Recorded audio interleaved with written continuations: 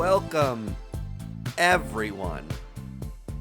Not just regular listeners, not just new listeners.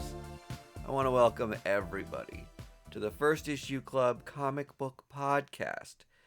It's the weekly show where, just like Sue Storm, we love a good read. Oh boy, Greg. Oh boy. And just Greg. And just Greg. Yeah. Might I add. No Vargas. Happy birthday, Vargas. He said, guys, I spent a lot of money for my birthday. Mm-hmm. I got so much whipped cream and the tallest water slide in Kansas City.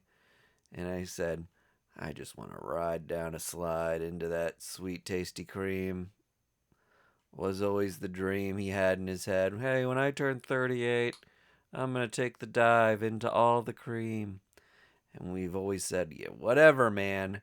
But hey, your dream's coming true, Vargas. And what's one man to tell another man his dreams aren't valid? So we hope you're having a happy birthday. We hope you don't get too sticky. We'll see you on the other side. Although we don't necessarily want to hear about how it went. Yeah. If you want to see the video of Andy sliding into cream, go to our First Issue Club OnlyFans. For a nominal fee, you can see our dear boy Vargas get wet and wild and creamy. Use code AndyCream for creamy Andy. 25% off. Tell Andy First Issue Club sent you. Imagine if you're rich enough where you could just do that. You could just go to your local water park, fill it with cream, and say... Rent out a water park just for one slide? Mm-hmm. This guy's been saving for years for this. I keep telling people Bezos is spending his money wrong. Mm-hmm. He should be doing more dumb shit. Yeah, I'd be creaming every slide I came across. I think a lot of people would argue he does do plenty of dumb shit.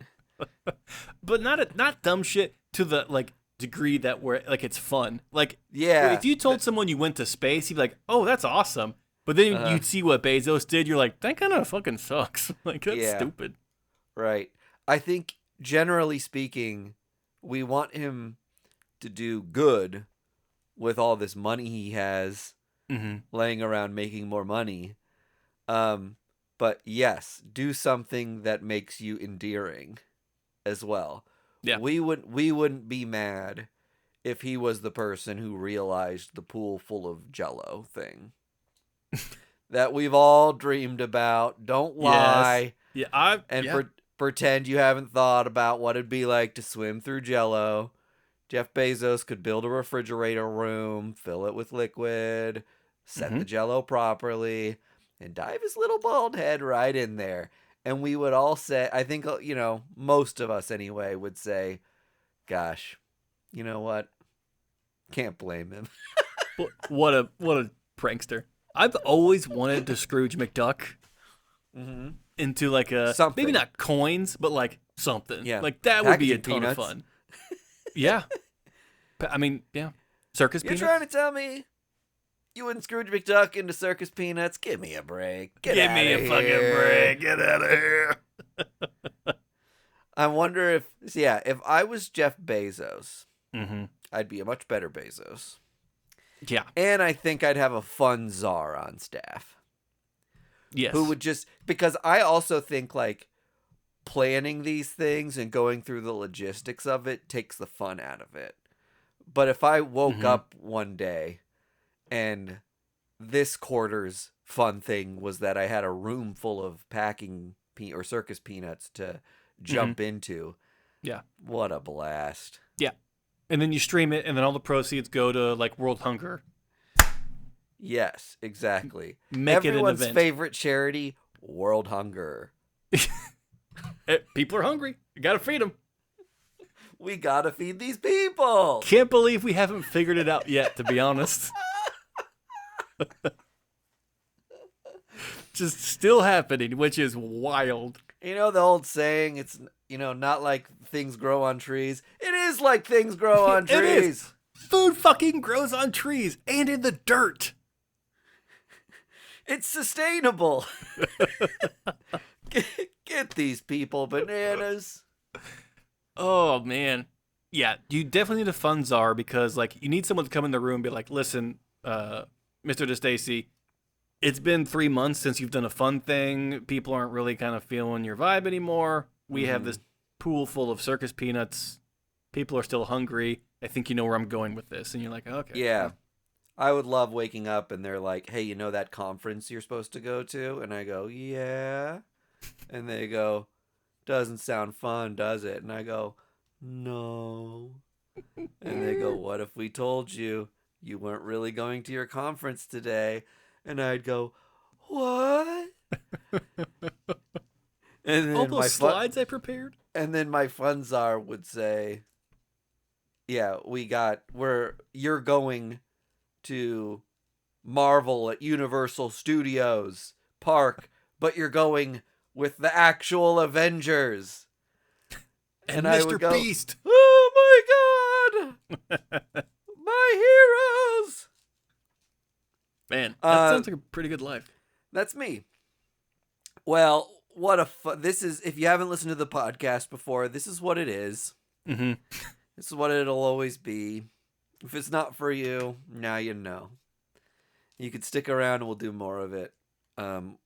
Or you can peace out and nobody will blame you. Yeah, you can skip ahead 10 minutes where then we'll talk about comic books. But before we do tarry any further, I do want to talk about an elixir that's a gift from the heavens above, and it's called Space Camper Cosmic IPA, lovingly brought to us by Boulevard Brewing Company, who sponsor our podcast. Can you believe it? After an intro like that, someone still wanted to say, yeah, I'll stamp my name on this thing that they're making. Yeah. That's Boulevard Brewing Company. They want to make sure people are hearing about cool new comic books that they can try on any given week, and we're here to tell you about them. So thank you, Boulevard Brewing Company, for making First Issue Club possible, and thank you for making my honest to goodness favorite IPA on the shelves, Space Camper. Yum, yum. Legally, I can't say this is definitively true. However, if everyone over the age of 21 at least tried a Space Camper IPA, the world probably would be a better place to be in. Aww. That's what I'm saying. I love that sentiment. It may not be able to eradicate world hunger, but it could destroy world angstiness. If I could buy the world a space camper, I'd be Bezos. Everyone gets a space camper day. How, if you're not Jeff Bezos, do you not pay for everyone's meal wherever you go? Just like everyone's eating for free on Dad. Yeah. I wonder if he does do that. Now, he probably buys out entire restaurants. He's a tightwad. He doesn't do frickin' fun Grinch. Ugh, what a miser. Okay, comic book news and then comic books. Yeah. One of the headlines I saw this week was that Robert Kirkman, hero of the nerd, has denied superhero fatigue and blames bad writing instead. Now, we haven't gotten into the semantics necessarily of this whole interview or article, but I love that as a headline. What are your feelings or reactions to that statement, Greg? I feel like we have this conversation every 2 years, and it's typically are we Robert due for it? Be honest with me if you're over talking about it. No. I mean, it's us as the community. And it's usually Robert Kirkman who has to remind us, no, it's not this. It's lazy writing. Westerns didn't get bad. They just got lazy. Noir didn't get bad. It just got lazy. When things get in a rut and get too familiar, you fall on your laurels and it just goes by the wayside. You need to tighten up for it to get better again. Yeah, right. I think at least in comics fandom, you could say that Absolute Batman is a source of truth with just how well that's selling. That Yes. people love superhero stuff in our universe anyway, or in our fandom. Mm-hmm. But they just want something fresh. They want something good. They like things that are even familiar, right? It's still Batman. It's still Bruce Wayne, but Mm-hmm. it's different and interesting enough that gets people excited and pumped about it. And I'll say the same for Matt Fraction's mainline Batman. Even has Mm-hmm. been really good and has got people pumped and talking online. And it's always fun for me when something has reached a point where there's like discourse about it online, and people are generally praising something or speculating about what's going to happen next. It's a good reminder that comic books themselves are in a good place. And then you could argue for movies and things that it's the same situation, right? That there's still Mm-hmm. fun, good superhero stuff that people want to see, but when they go and see the kind of formula or a little bit of a mess of ideas where one creative voice has gotten like snuffed by a studio and has turned into something kind of like noisy, like that's when people are kind of like, I'm over this. But at the same time, I do also understand that superheroes got so big for a moment that so many people inundated the movie landscape with other superhero stuff, Yeah. and we don't need all of these things to be, we don't need every movie to be a superhero movie. So I also understand a little bit of the superhero fatigue side of it. It's like both can be true, right? Mm-hmm. That there's too much of this stuff, and the more of it there is, the further the line rises of what our quality of what our expectation is of quality to make one worth it. And not even like on a quality standpoint, but like when people say superhero fatigue, it Mm-hmm. usually means that like it just they didn't connect with it on a personal level. And that just may mean that it wasn't a movie for you. Yeah. Like right now I have salad fatigue. Okay? I don't I'm not really vibing with salad right now. It doesn't mean that salad's bad or that all salads aren't good anymore. It just Yeah. means that I need to try something different, and when I come back to salad, it's going to be great again. I love this, Greg. It always comes back to salad. You can only eat so many hot dogs in a short period of time. Yeah. But I'll be damned if you don't wait a month. That first hot dog you eat's going to be real tasty. That fucking next glizzy isn't hitting, fam. Was it Mitt Romney that said Oh his god. favorite meat was hot dog? I don't think it was Mitt Romney, the Mormon king himself. I don't think it was Mitt Romney. It was like some politician, and they got roasted for it. Actually, will you look it up Yeah. while I'm God, saying this? I fucking hope my safe search is on. They got roasted for it, and I was like, this isn't something we should be roasting someone for. This is the most human thing anyone has ever said. What's your favorite meat? Oh, Hot god dog? damn it. You're right. Mitt Romney. My favorite meat is hot dog. Come on. That's Joe Everyman, Mr. America. Favorite meat being hot dog. That's the perfect answer. My Leave him second favorite alone. meat is hamburger. Which I think maybe Whose isn't? well, yeah, I mean, yeah, you grew up in America, you damn well better be hot dogs and hamburgers in that order. But I think it was like coming from Mitt Romney, who was like an elite super donor, like presidential Yeah. candidate, senator, Yeah. who has a ton of money. You're not getting down on a bar ass hot dog like in a Costco parking lot. RS. You know what I mean? Like, it almost came off as, like, not genuine when he was just like, oh, yes, fellow American, my favorite meat is tube. Bar S is the brand that, at least when I was, like, younger, for, like, $5, you could get, like, 48 hot dogs. Like, the package is just Bar S massive. is poor people meat. It's like, it has crunchy bits in it. Caitlin always goes off about Bar S hot dogs and how she was raised on crunchy meat. You can't legally call them hot dogs. They are Bar S. I had Bar S on a bun. I had Bar S steak cooked medium tough. They were fine. All hot dogs taste the same, and if you try to convince me otherwise, I'll call you Mitt Romney. Let me say this anyway, because I don't actually agree with that statement that all hot dogs taste the same. Okay. But I'll say this.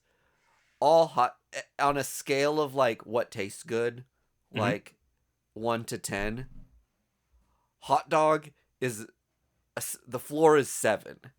Like, whatever kind of hot dog you have, it's going to at least be a 7 out of 10. Yeah.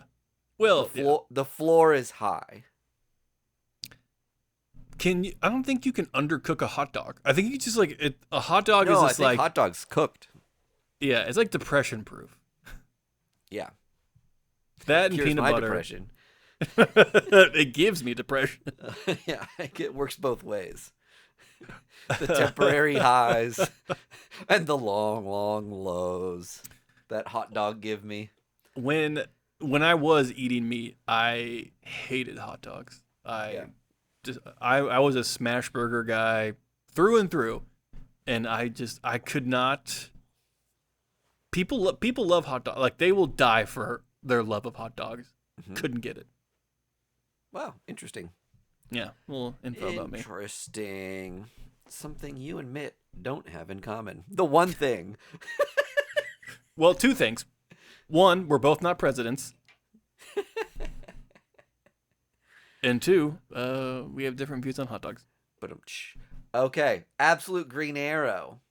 Getting another 6 issue. They've doubled the size of this run. I think Pornsak Pacheco was on. Sorry, apologies on the name pronunciation. Right. Has been writing this, and it goes to show you the strength of Absolute is still here. And I think it's not only buoyed by great creators getting to do something with a little more liberty with these classic characters, but also the fact that they've announced, like, other cool things, like the kind of Absolute Batman animated series or anime or whatever exactly that is that's happening. The further we get from that announcement, the murkier the details seem to be getting, or like how real that actually is. But either way, even if it doesn't happen, it's exciting that it got more comic books made and more people buying comics. So I was excited to see that. Anything else I want to talk about? I saw some headline about how Marvel didn't take Scott Snyder up on his pitch, and so Absolute went to DC Comics. And if you read more, that's not really true. I hate that clickbaity shit. Yeah, he had like a holistically different idea for Marvel and their publishing. If you read into it at all, it's like their publishing schedule was too busy to accommodate like another big like event or work in the idea he had with the stuff that was going on with whatever other series were going on at the time. So, and you know what's fucked up? Like, I saw that article, and the title itself, correct me if I'm wrong, was like, how Marvel fumbled Scott Snyder's like perfect pitch or something along those lines. And it's like, like Marvel. Who the fuck do you think you are? Reading just that headline makes you think that Scott Snyder said, "Let's do Absolute Marvel." Mm-hmm. And Marvel was like, "Nah, terrible idea. We hate money." But here's my thing too. If let's say Marvel did Absolute Marvel first, it might not even work as well. Totally. Right? I think that this congruence of idea, that's the confluence of ideas, I mean, of doing this, like, these extreme versions of characters that are like gritty in this certain way, or more dialed into like newer mythos or origin stories that resonate more with our times than when these characters were created in like the 30s, is something that like gels really well with these characters in particular. And Marvel is a little more like lighter toned generally, and I think if you try to do absolute Spider-Man, it doesn't work like absolute Batman worked. At least if you're comparing, like, what if we 1-to-1 did this comp of this character with this idea at this other publisher. I don't think it works as well. We'll take it further. Absolute Captain America doesn't even work. Yeah, that strips Captain America of like everything you like about him, right? Yeah. It's like the absolute idea is perfectly fit for DC. Like to inflate the Batman character and mythos to like a clownish proportion, like makes sense. And like it is a perfect critique of the character's history, how it has changed, and how it's like gotten too big for itself almost. Like it is almost too perfect for DC, and like to think of it anywhere else, like you were saying, Mike, doesn't make any sense. And to think about the characters that something like that tracks for at Marvel, they've done those things with those characters ad nauseum. Yeah, it's called the Ultimate Universe. Saying again too that Ultimate Universe, Old Man Logan. Yep. Like there's all kinds of examples of like ways that Marvel nailed this, and it sold really well for Marvel at the time. And we were talking about how lucky Marvel was to have all these great creators, and now we're talking about how lucky DC is to have all these great creators. Yeah. And the pendulum swings. You know what I mean? There's great ideas all the time when you get this many good creative people all together, and it's not as us versus them as I think we sometimes make it out to be as fans. I mean, even to the extent of like Marvel's Spider-Verse comic books, like they kind of did that. They incorporated new Spider-Man mythos and new Spider-Man characters. Like, it's just a different shade of new. And if people realize that what we're talking about right now, where it's not this like border war between Marvel and DC, it's actually more collaborative than you want to think. like there aren't like drive-by paintballings at the DC office from like like Marvel heads in like a car just like blowing out the windows. Like, I think we need to like strip down that kind of mentality. Yep. Agreed. Okay. Should we get into comic books? Any other news topics? Okay, no. Comic books it is. Comics. Greg, tease me a little. How many comics did you read? How many first issues? I read 3. Whoa. Yeah. I read 2.5. Whoa. Hold on. Let me peek behind the curtain here. Go. We are recording this on a Wednesday. Yes. Because we normally record on Thursdays. Yes. And as you know, good people, Wednesday is New Comic Book Day. So we've had very short turnaround times between work and recording this. So I read all I could. Just know that. Know that, dear listener. I'll give you my best take that I can on the half a comic I read. So I'm actually very curious about the half portion. Was it because you ran out of time or because you ran out of interest?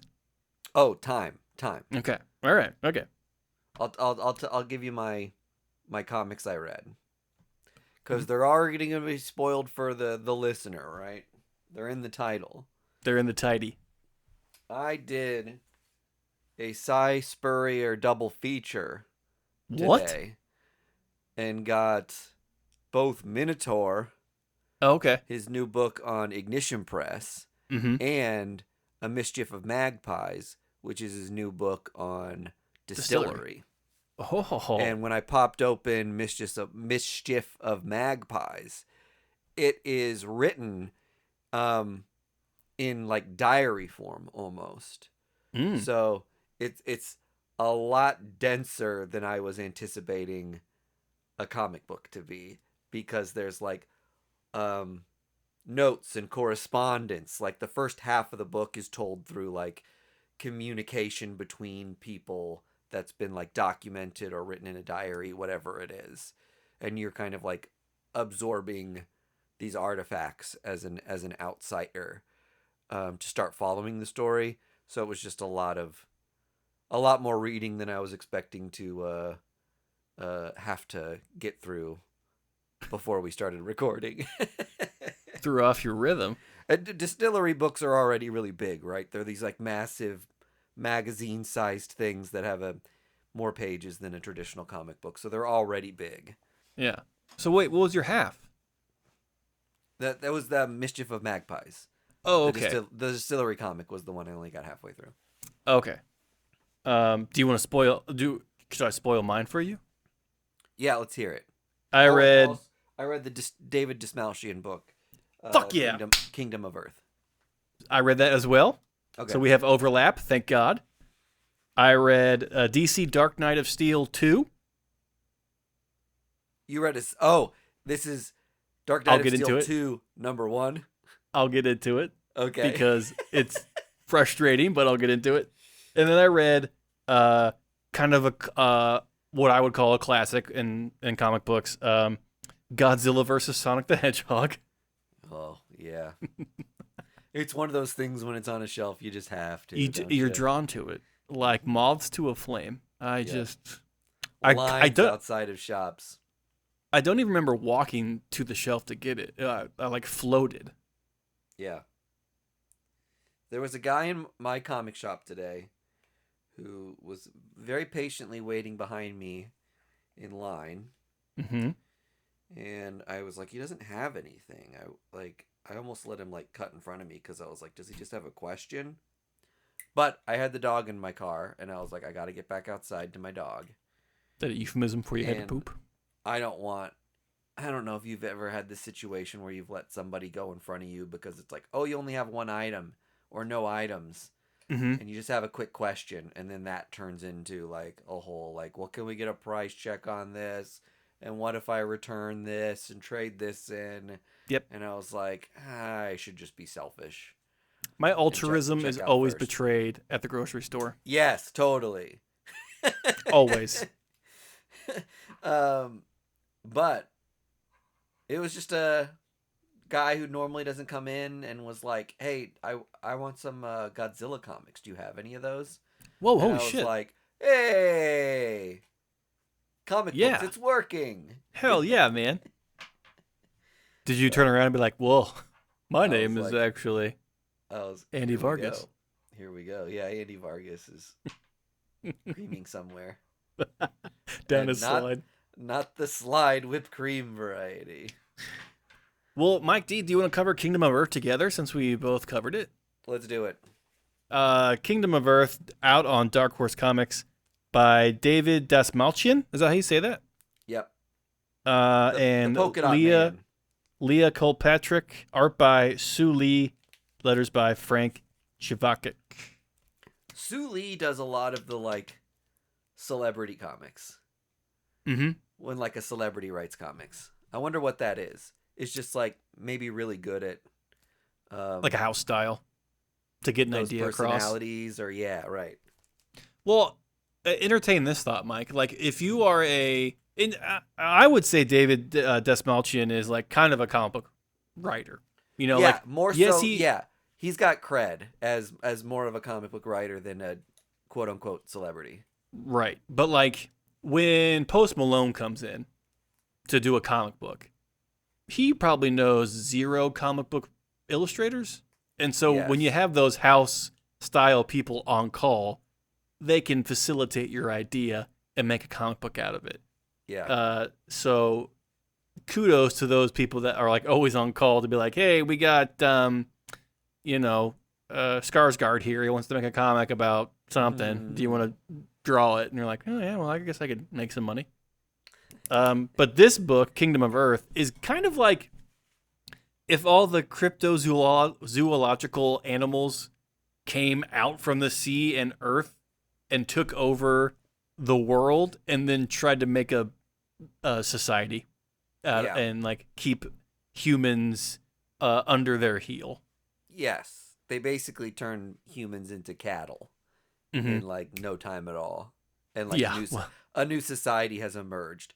There's this interesting thread here wherein they're trying to make sense of technology and take advantage of it while at the same time suppressing the people who've created all this technology. Right.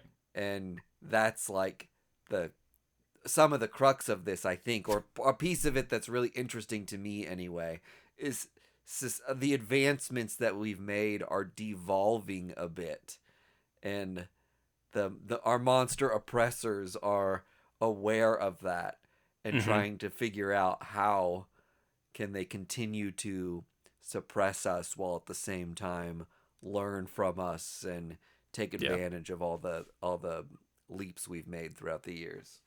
It's like when I have to help my stepdad with YouTube TV and like explain to him how it works. Like you can't be this overbearing thing and then ask me to get golf on your TV. Like it doesn't work like that. I'm kidding, by the way, David. I know you're listening. I like this idea for a comic book. It reminded me of. Do you remember the Scott Snyder comic where it was like the United States was broken into like 4 different sects? Undiscovered country. Yes, but throw in, the Ozark Howler and like these demons and like these other kind of cryptids and now the conversation is less about like this political thing of different ideologies. It's now like different realms of hell competing for a land stake, and these higher beings, as we're wont to believe, quickly devolve into our human society of having to have a bureaucracy, having to have like roles and different kinds of positions to make society function. Yeah, there's a series of events wherein basically like a foreman is fired and a new monster takes his job. Albeit they do murder. They do kill him. Foreman, but it is funny how it just like echoes mundane corporate America, but with monsters and harsher punishments. But yeah, they're slowly turning into us. But we're kind of bearing the lead. I mean, from a premise and world building place, like that's where it is, and I think that's really interesting enough on its own to carry a comic book. But they've given us who I think is maybe going to be our POV character. This is like little kid who survives kind of like a culling, and gets escapes, but then gets recaptured. And then we don't know exactly what the relationship between these like captor and kid are going to be. Yeah, so the new foreman, which is the Ozark Howler, which is like kind of this giant sheepdog with horns. Yes. Finds this young woman who survived. Oh, woman? I thought it was a boy. I believe it's a woman because when they're escaping from the train naked, their entire torso is covered by an American flag. I assume that was to cover their breasts. So you're telling me when you get out of the shower, you don't cover your breasts with a towel? You know what's kind of fucked up? I only cover my breasts. The rest is completely exposed. I need to protect my vanity. And, that's how I was raised. 2 hand towels draped over each of Greg's breasts. 2 hand towels and a bungee cord, and I'm good to go. But Okay, yeah, so good. this Yeah. is the same situation where all those humans died in the train because the AC in the water pump or whatever didn't work. So they just kind of Yeah. basically cooked in this rail train, much like cattle do sometimes when those systems break down on Yeah. trains. Right. So I do enjoy that kind of parallel of just like, oh, now you feel bad when it's humans instead of cows. Interesting. Yes. But There those is. two link up, and then Yep. I think the sheepdog demon is trying to protect this young I human. kind of got that impression too. They don't give you much here, Mm-hmm. but there was a sense of like optionality to his capture, or like you're better off with me than you are out there kind of Right. a sentiment. And so Right. I wonder if they form a relationship or something. But there were like notes of this where like that reminded me a little bit of one of the like Planet of the Apes movies, Mm-hmm. wherein the people kind of get treated like mindless drones, and then you realize like, oh, with an education and empathy, Yep. they're functioning members of society just like you and I, Caesar. Um, Yeah, it's like when we so teach bears to ride bicycles. Like we're like, oh my god, they're just like us. if I knew this guy could ride a bike, You're telling me that octopus can hold a pencil? What? give this guy a desk job. Man, what I wouldn't give to have an octopus in the cubicle next to me. Yeah. Pencil pusher? How about 8 pencil A pusher? pencil pusher. And that's, I mean, did it seem short to you too? Like it kind of just ended like on a note of the like they go into the cave and then that was it. Yes. The I'll say the pacing of this was a bit strange because it is all the world building stuff in the first half of the comic, Mm-hmm. and then you move to this hyper sparse um escape and capture sequence with this Right. person that again kind of like has how exactly did that resolve? It's a little unknown. It's one of Mm-hmm. those things that's going to read really well in trade, but as far as like a cliffhanger in a monthly comic book goes, we're not totally sure what we're signing up for from the first issue, I think. Yeah.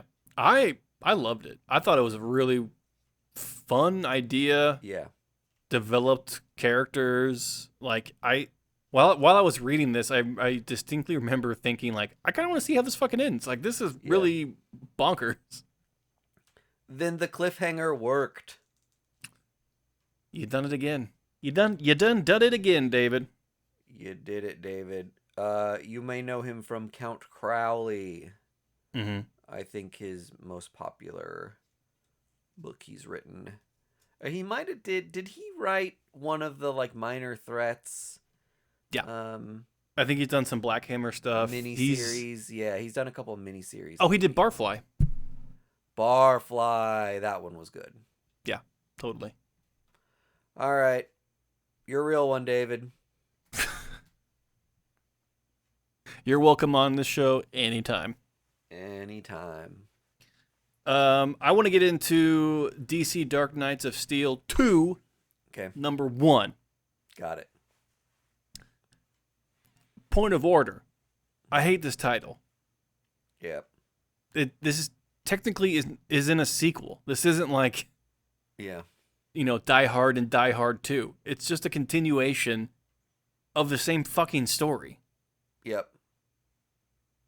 So if you want people to think it's like a different book, name it something different. Yes, I agree.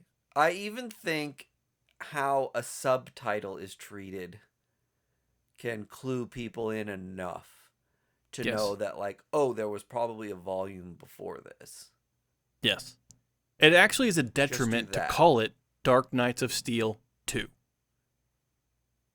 Yes, less people will buy it. Mm-hmm. Probably, right? Because you Yeah. think, oh, this is incumbent upon me having read number 1, the first Yeah. volume of this. Yeah. As opposed to these are two things that you can chew on separately that exist within the same universe. Mm-hmm. Uh-huh. And that's my only knock. The rest of this book Otherwise, was a ton of fun. hey. It was Tom Taylor, Otto Schmidt, in an Elseworld book. It is medieval DC. Yep. It is your tried and true favorite DC characters set in the world of King Arthur. And we've talked about this before. DC does it best when it comes to Elseworld. They just do. They allow the fun to happen. It is separated from the main line, and you can have ye old Batman and noble Superman, and it's fine. And it's cheeky winks and nods to the characters you know in different kind of perspectives and roles. Like, oh, isn't it fun? Constantine's like a wizard. Ain't that cute? Yeah. And like, Aquaman like talks to a kraken. Like, this is great. Like, it's like, it just is a payoff for being a comic book fan and having to know all the lore and names. That when you get like this kind of goofy offset thing, you're like, oh, I know what this is fun. Like, I kind of know all the backstories of all this. So, there is a rabid fan base for the DC Dark Knights of Steel universe. Yeah.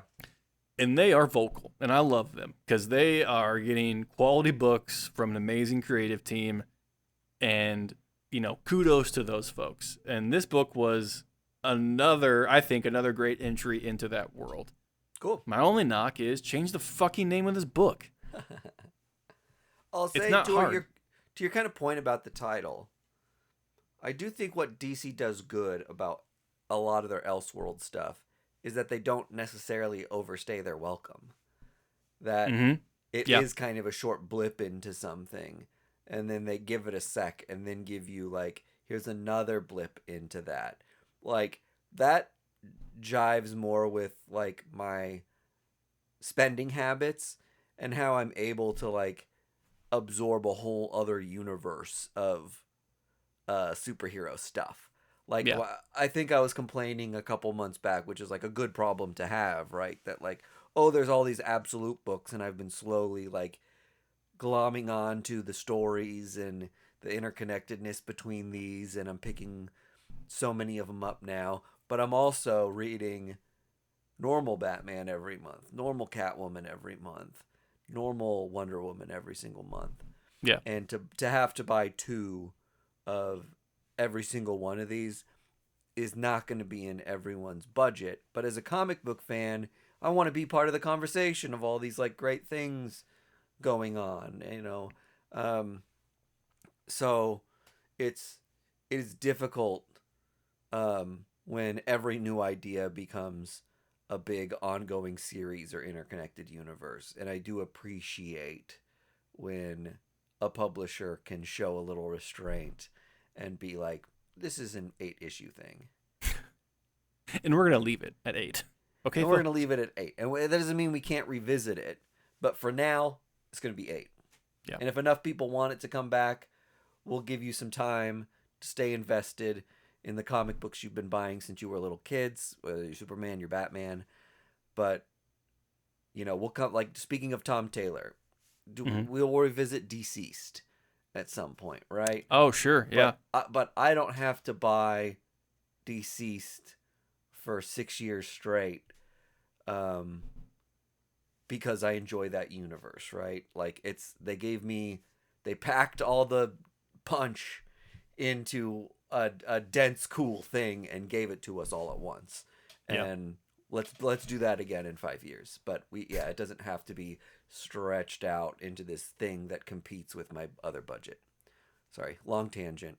for No, I mean, the point it's a I'm trying great to make. point to make about the Elseworld stuff because originally that's what it was supposed to be, right? Like you get Yeah. these little dips and dives into these alternate universes, and then you leave. And just like, we got that off our backs. Good. Let's go back to what Batman normally does. Yeah, right. So I would recommend this book if you're a DC fan, new or old. If you like King Arthur, medieval time stuff, pick it up. This is a fun, breezy read, incredible artwork, fun interpretations of characters you love and enjoy. This is a very non-offensive book. You know what I mean? This is People like pleaser. it really is. Like this is a home run. This is a good book to get people who are weary about entering comic books. Yeah. If you're a D&D fan and Batman curious, this is great for you. Man, if I was still on Tinder, that would be my title. Batman Curious. I'm Bat curious. Can you help with that? And then I'll just rattle off my final thoughts on Sonic the Hedgehog X Godzilla by Nick Marino and Jack Lawrence. Who published this? Oh, I think Yeah. IDW. Yeah. IDW, yeah. This sees Mothra and Mechagodzilla being transported into the world of Sonic, wherein Dr. Eggman is fascinated by Mechagodzilla because he thinks that he can transform it into a thing to help fight Sonic. And Godzilla Sonic is a very Dr. Eggman sort of thing. Yeah. I did not put that together. Very on brand. Yeah. And Sonic tries to befriend Mothra to help stop the fighting or whatever. We talked earlier on the Patreon about how Sonic meeting up with Superman makes zero sense because I don't know. Humans and Sonic mixing together is always a weird dynamic for me.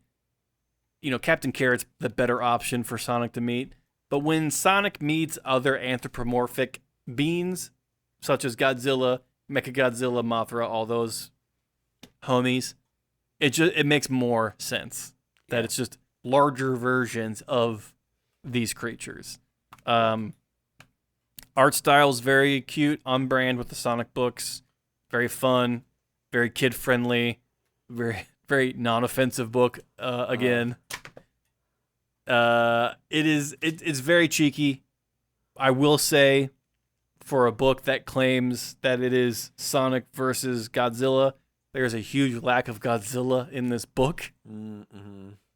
Only the robot version. But pick it up if your kids want to read comic books. If you yourself like Sonic or Godzilla, pick it up. It is worth the price of admission alone just to see Dr. Eggman wax poetic about this giant mecha Godzilla. There's a very funny side story going on about that. This is one that will read better in trade, but this is a huge cover hog. If you like different artists doing different styles, there's a cover out there for you. Yeah, right. It seems like for adults, this is probably a fun cover thing. Mm-hmm. If you're a kid, it's like get the trade for your young. I don't know if you'd even say young adult or even younger. Is that the I would say early middle school. Okay. Is probably the prime Sonic X Godzilla fan for this. Mm-hmm. That would really scratch the itch that they're looking for. If you're in early middle school or if you're a ska fan, pick it up, pick it up, pick it up, pick it up. Hup, hup, hup.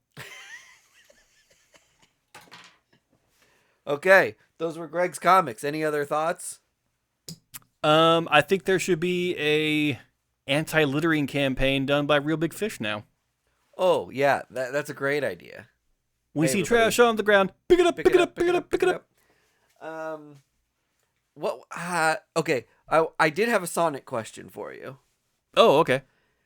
Because this is another thing that I just had a moment of where I was like, oh yeah, this is maybe connective tissue between Sonic and Godzilla. Does Sonic as a storyline kind of have an environmental Mm-hmm. angle to it? Yeah, because Dr. Eggman He's like, pollutes the world that Sonic lives in to make his machines. yes, he's like technology and industry. Yeah. Because And in there's like most of a, the games, you're freeing creatures from traps that he has built. yes, right. That's right. You finish, a ball comes down. You hit Mm-hmm. the ball several times, and all the squirrels and rabbits and everything escape from it. Yep. So they are both like environmental against industry kind of Well, stories in a way. so Sonic is trying to stop pollution. Godzilla is a product of Of pollution. pollution. Yes. Yeah, right. Okay. Fun connection. Yeah. They both take place in post World War II landscapes. The atomic bomb has been dropped in both universes. No. Sonic's aware of the Allied forces? Sonic Hiroshima, man, it was a mess. Jeez. Green Valley Okay. was never the same. Mm-hmm. Okay. Okay. I'll start with Mischief of Magpies because I already kind of talked about it. This is the Spurrier book with I always mess up this artist's name. The person who did Coda with Spurrier. Oh, Mateus Bergara. yes. Yeah.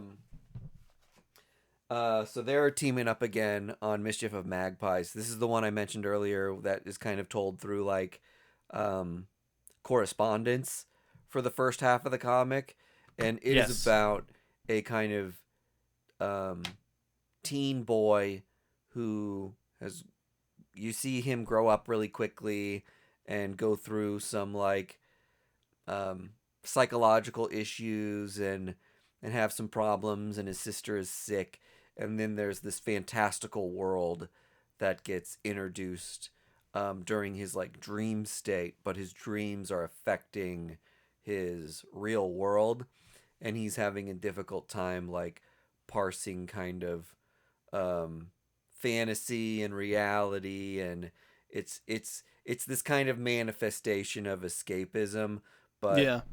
put, I think, I have, this is again, I haven't totally finished it, so I can't toe a tidy bow on what I think the intent is here, but I'm pretty sure it's that, your Lion the Witch in the Wardrobe kind of stories are a little bit of like, I'm starting to get older, Mm-hmm. and in trying to avoid thinking about the real world problems I'm having, I'm manifesting that upon some sort of fantasy world that I can play out some of these problems with, or stay a kid a little bit longer. And maybe in this universe it's all a delusion, or maybe in this universe it is like made manifest by his wants and desires. There's this like interesting like machine that's a receipt printer that seems to like Hmm. track what his like wants and desires are, and then reflect them or like present those scenarios to him. So Uh-huh. it almost seems like that might be a representation of his subconscious, that is, that he knows ultimately in the back of his mind that this is what something that he needs to like escape or avoid confronting something at any given time. So interesting stuff. As with any Yeah. Cy Spurrier book, it's like very heady, may take a reread, but ultimately a lot of payoff, and a great writer.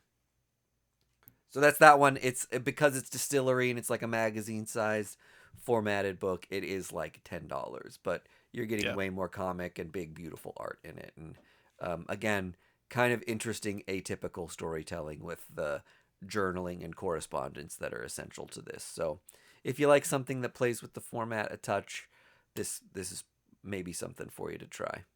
Yeah. I'm just happy to see DSTLRY back in the game. I know they were kind of on pause there for a second, but they seem to have figured it out. Okay. And Cy Spurrier's Ignition Press book is Minotaur. And get this, Greg. Oh, what? I got issue number 66. Whoa, you're in double digits. They print the numbers of which issue you got. And I think this is the second time this has happened to me. So there's maybe something with Kansas City getting the lower number of the A covers, or who knows. But 66, I thought that was cool. Get a double digit. I thought you were going to tell me that this is the second time you've gotten 66. No, that'd be weird. That'd be buck wild. Yeah. In Tim Seeley's No Place, I have a double digit issue of that one. Is it higher or lower than 66? It's higher. So this is now my premier Ignition Press comic book that I'm proud of. Do you think Cy Spurrier owns number 1? That's an interesting question. I did consider for a second that like maybe their comp copies are you would think 1 through 20. And, you know, if the artist and the writer get that, then 60's getting pretty close to maybe as low as it gets.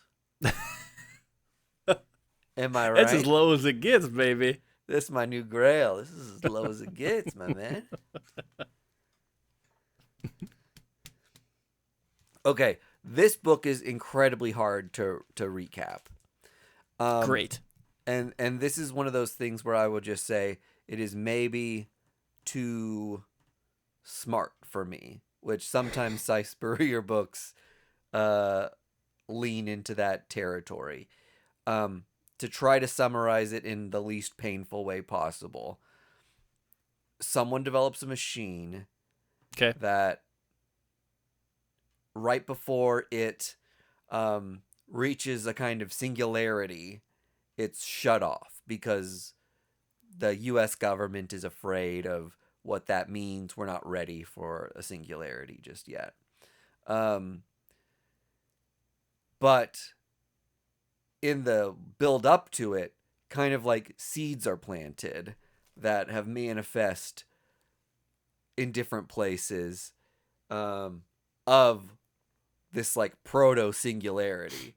And that's creating these like anomalies around the globe. And our lead character is this kind of like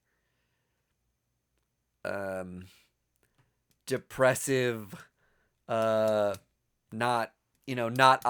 pessimistic blogger type that's trying to like cover this story and thinks kind of the end of the world is coming. And we follow her as she kind of tracks down these anomalies and tries to find out like what is real, what is fake, and what is it? What is the connection between all of these things and what does it all mean? Is it like, is Armageddon coming? Is this just a natural part of like evolution of our planet and species?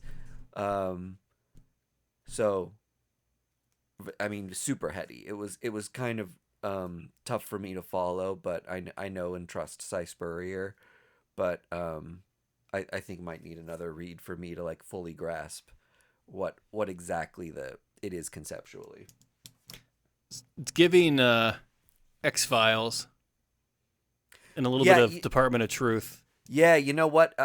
I had the same thought about Department of Truth, and I didn't think X-Files initially.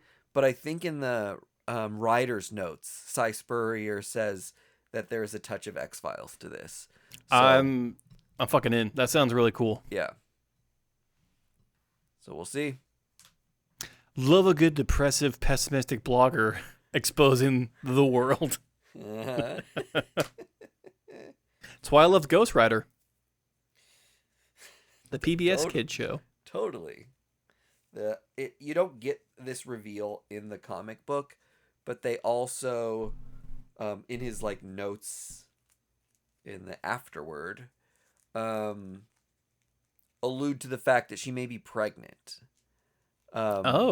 Which is interesting for this person who's kind of like lost faith or is expectant of the end of times, end of days, but is also in that stage where you're thinking a lot about the next generation and your responsibility for the people who come after you. And it'll be interesting to see how that might affect this story as well. So there's a lot of layers of the onion to peel, but maybe too many for me almost in the first issue.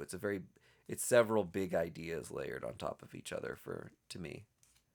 If at the end of the series she gives birth to the robot Messiah, it'd be the book of the year. Now we're talking. We're cooking, boys. We are cooking. Is that everything? We did it. Wow. We gave you 5 first issues to consider.